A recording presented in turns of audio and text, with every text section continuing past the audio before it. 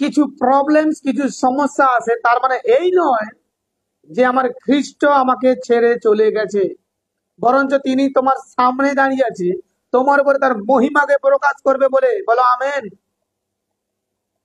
আমরা বুদ্ধু ভয় পাচ্ছি, এখানে লেখা আছে, কিন্তু তিনি তাহাদিগকে কহিলেন, এ আমি ভয় করিও না।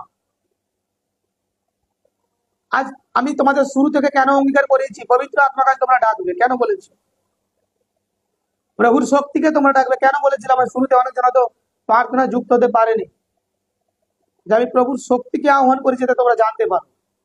আচ্ছা, কেন প্রভুর শক্তিকে তোমাদের মধ্যে আমি আহ্বান করতে বলেছিলাম, ডাকতে বলেছিলাম? যেন তোমাদের মধ্যে সেই ধৈর্য থাকে, পরমেশ্বরের মহিমা তোমরা বিজয় মুকুট ধারণ করতে পারো, যে মুকুট খ্রিস্ট আমাদেরকে দেওয়ার জন্য কথা দিয়ে গেছেন এবং দেওয়ার জন্যই মনোনীত করেছেন। সেই বিজয় মুকুট, বিজয় যাত্রা তিনি আমাদেরকে করাতে চায় প্রভু যিশু নাসরি নামে। আমেন।